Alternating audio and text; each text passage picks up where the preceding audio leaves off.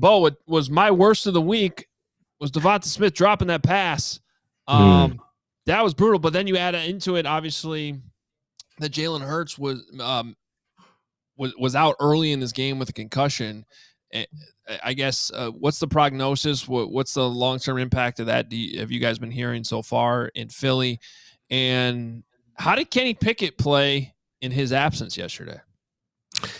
Yeah, so first on Jalen, we don't have any word yet on what his availability might be for this week. Now, it was kind of an odd situation relative to some of the other concussions we've seen where so he comes off the field and he's trying to tell the ref that he wants to stay on the field, and he does that initial check on the side, and then he wants to come back into the game, and they have to take away his helmet and sort of tell him that he has to go back in. And Zach Berman, who was there at the Commander Stadium yesterday, told us that he's running into the tunnel because he wants to really get this done quickly. He wants to get back on the field, and then the Eagles never see him again. And so the perception would be that this would be a relatively minor concussion, but obviously I'm not a doctor. We'll see what happens here. It was interesting that in this game, the Eagles had Sidney Brown and the Commanders had two players, Zach Ertz and somebody else, who both suffered concussions in last week's game and were cleared. So I think the Eagles are holding out hope that there's a chance that Jalen Hurts could come back and play in the next game. And if he doesn't come back and play in the next game, there's a possibility that we don't see him again until the playoffs because the Eagles might just be locked into the number 2 seed and might not need to play him in Week 18. Although I do think if that is the case, they would probably want to give him a half or something like that. As for Kenny Pickett, I was not impressed with Kenny Pickett. I think most Eagles fans were not impressed with Kenny Pickett.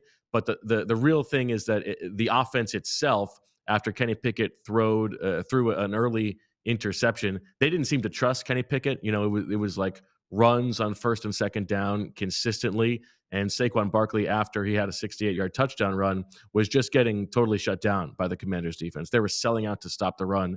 And so, yes, in the end, Kenny Pickett does put the ball on Devonta Smith's hands, and if he just makes that catch that he makes 99 out of 100 times, the Eagles go on and win that game. And we're talking about how they found a way to win without Jalen Hurts. But I think that it's one of those games where I don't think that Eagles fans are super upset about this loss other than losing the chance to be the number 1 seed, because when you lose your quarterback in the first quarter, it's just one of those weird games, and there's a good chance they're going to see the Commanders again in the first round of the playoffs. And the way that the first quarter of this game went, I think Eagles fans with Jalen Hurts would feel pretty good about the matchup.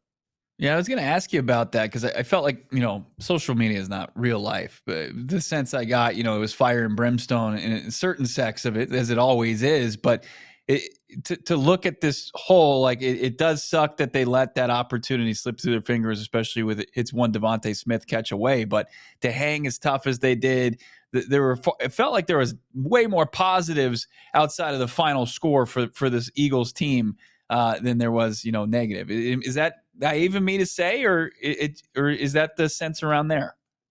It's just, I think it's that if you're thinking about, well, if we actually lost Jalen Hurts, yeah, the team would be in trouble. But this is not the team that they're expecting to have entering the playoffs. I do think that the defense itself was a little bit of a concern. Now, on the one hand, they forced 5 turnovers, which, anytime you force 5 turnovers, obviously you should win the game.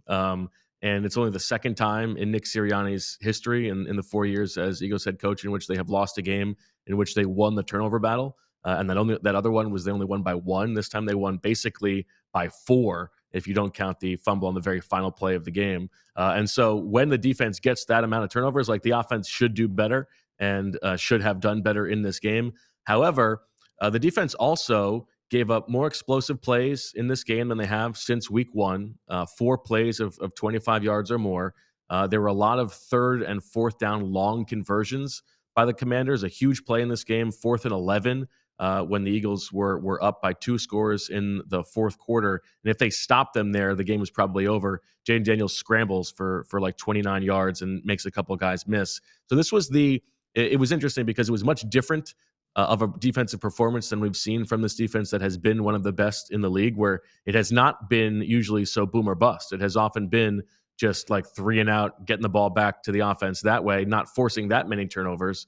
And in this game, it was sort of all or nothing. They either got the big turnovers or let the Commanders go down the field. It's also one of those games where what preceded the Devonta Smith drop is you think that the defense needs to make 1 stop to win the game. and they get what should have been, the game-winning interception when Darius Slay bats it into the air and Reed Blankenship comes up with the interception, giving the ball back to the offense. Like, you imagine that is like they feel on the sidelines like they have done enough to win the game, and then all of a sudden they have to get called on again, and they are not able to do it, obviously, as Jaden Daniels throws the game-winning pass. Also, like, Eagles special teams was really bad in this game. Their kickoff coverage was terrible. The Commanders had an average starting field position of just under the 40-yard line on kickoffs. So that's something that you would think is maybe something that could leak into the playoffs rather. But like, big picture, I think Eagles fans feel like, okay, if we're not going to get the 1 seed, maybe it's not the worst thing in the world that Jalen Hurts gets a week off.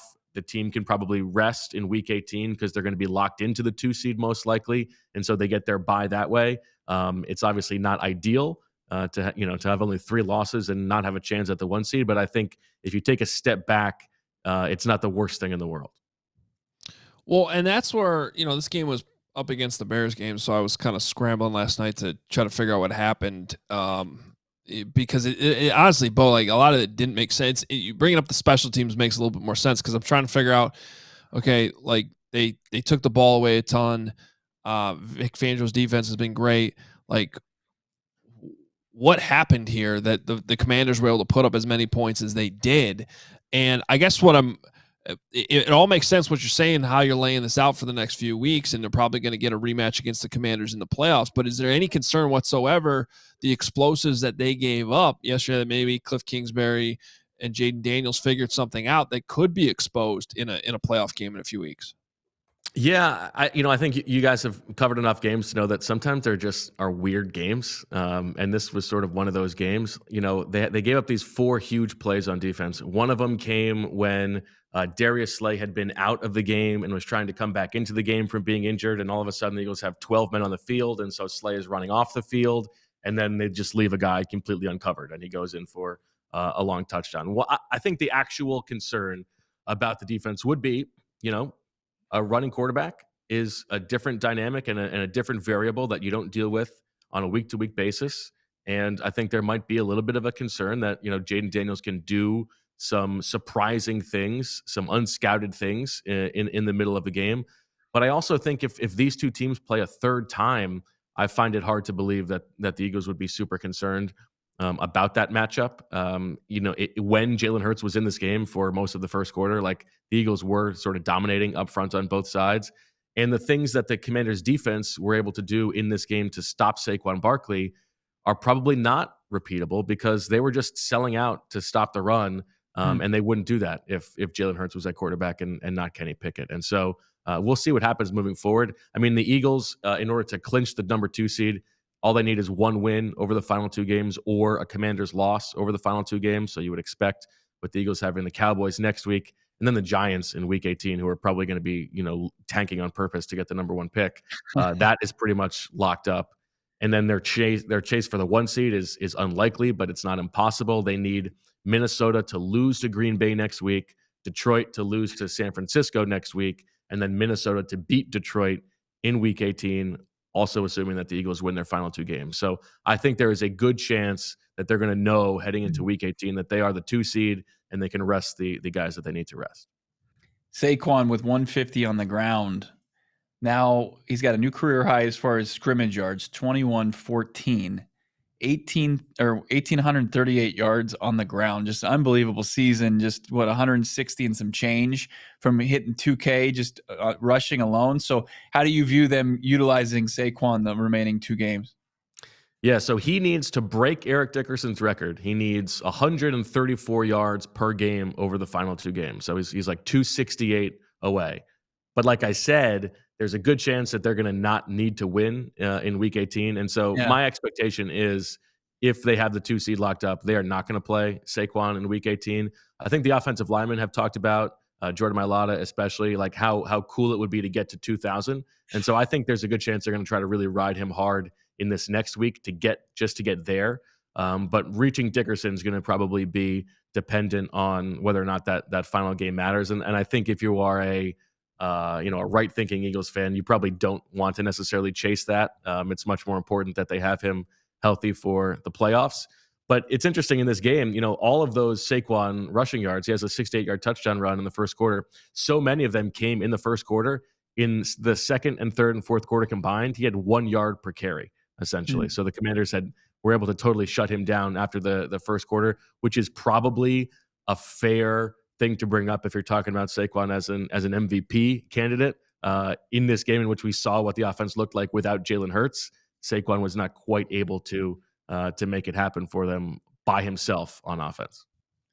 Yeah, it seems like the MVP conversation has really cooled down here in recent weeks. Is that it's crazy? I mean, guys are going to run for 2,000 yards, but yeah, I mean, and I think it's crazy. Josh Allen. It's crazy that it's cool.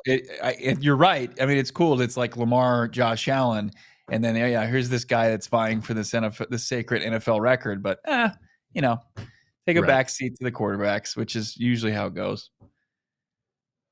Yeah. So is that dead? Is that pretty much dead, Bo? I think MVP wise, I think so. Yeah. I think so. Josh Allen's just has done too much, and it's like a one-man show there.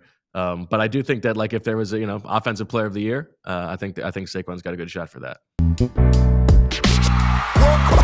We all silly like the mayor.